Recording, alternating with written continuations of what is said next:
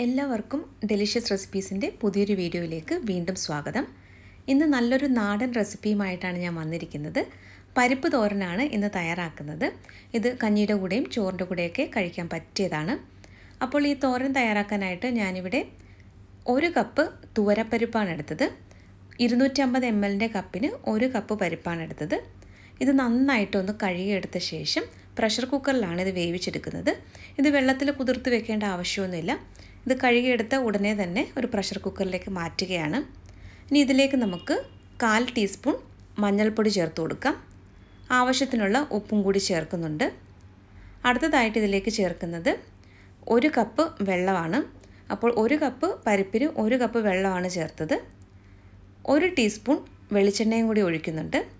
ഇനി ഇത് നന്നായിട്ടൊന്ന് മിക്സ് ചെയ്തെടുത്ത ശേഷം കുക്കർ അടച്ചു വെച്ചിട്ട് തീ കൂട്ടി വെച്ച് രണ്ടാമത്തെ വിസിൽ വരുന്നത് വരെ ഒന്ന് വേവിച്ചെടുക്കണം. രണ്ടാമത്തെ വിസിൽ വരുന്ന ഉടനെ തന്നെ ഫ്ലെയിം ഓഫ് ചെയ്തിട്ട് അടുപ്പിൽ നിന്ന് മാറ്റി വയ്ക്കണം.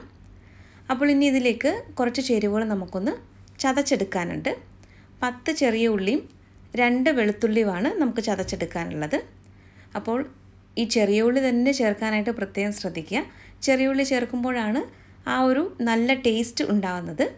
അപ്പോൾ നാടൻ റെസിപ്പി ആയതുകൊണ്ട് ചെറിയ ഉള്ളി തന്നെ ചേർക്കാനായിട്ട് ശ്രദ്ധിക്കുക.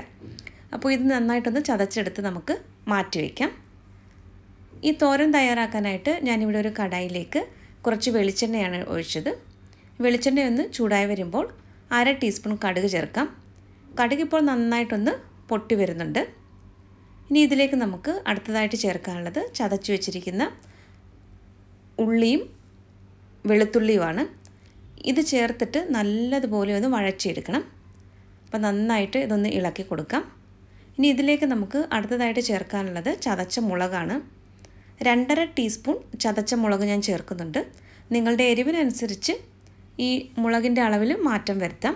അപ്പോൾ എരിവ് കുറച്ച് മതിയെന്നുണ്ടെങ്കിൽ ഒരു 2 ടീസ്പൂൺ വരെയൊക്കെ ചേർത്താൽ മതിയാകും. ഉള്ളിയും ഈ ചതച്ച മുളകും ചേർത്ത് നല്ലതുപോലെ ഒന്ന് വഴറ്റിയെടുക്കണം. നന്നായിട്ട് വഴന്ന ശേഷം മാത്രമേ ഇതിലേക്ക് തേങ്ങ ചേർക്കാവൂ. അപ്പോൾ ഞാനിപ്പോൾ ഒരു 4 ടേബിൾ സ്പൂൺ തേങ്ങയാണ് ചേർത്തത്.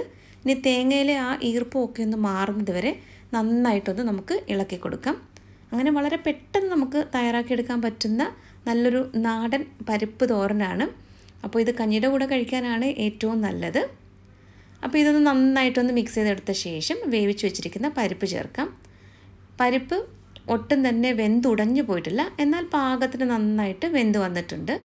ഞാൻ ഉപയോഗിക്കുന്ന ഈ തുവരപ്പരിപ്പ് ഒറ്റ വിസിൽ കൊണ്ട് പാകത്തിന് വെന്ത് വരില്ല. അതുകൊണ്ടാണ് രണ്ടാമത്തെ വിസിൽ വരുന്ന ഉടനെ ഫ്ലെയിം ഓഫ് ചെയ്തിട്ട് അടുപ്പിൽ നിന്ന് മാറ്റി വയ്ക്കുന്നത്. അപ്പോൾ നിങ്ങൾ ഉപയോഗിക്കുന്ന പരിപ്പിനനുസരിച്ച് ഇത് വേവിച്ചെടുക്കുന്നതിൻ്റെ സമയത്തിൽ ചിലപ്പോൾ ചെറിയ വ്യത്യാസം വന്നേക്കാം. അപ്പോൾ ഈ പരിപ്പ് ചേർത്തിട്ട് നന്നായിട്ട് ഇതൊന്ന് മിക്സ് ചെയ്തെടുക്കുകയാണ്. നിങ്ങൾക്കിത് കാണാമല്ലോ, ഇത് ഒന്നൊന്നായിട്ടാണ് കിടക്കുന്നത്, ഒട്ടും തന്നെ കുഴഞ്ഞു പോയിട്ടില്ല. അപ്പോൾ നമ്മുടെ രുചികരമായിട്ടുള്ള പരിപ്പ് തോരൻ ഇവിടെ റെഡി ആയിട്ടുണ്ട്. ഇത് ചോറിൻ്റെ കൂടെയും കഞ്ഞിയുടെ കൂടെയൊക്കെ കഴിക്കാൻ നല്ലതാണ്. അപ്പോൾ എല്ലാവർക്കും ഈ നാടൻ റെസിപ്പി ഇഷ്ടമായി കാണുമെന്ന് കരുതുന്നു. അപ്പോൾ മറ്റൊരു നല്ല റെസിപ്പിയുമായിട്ട് വീണ്ടും വരാം. താങ്ക്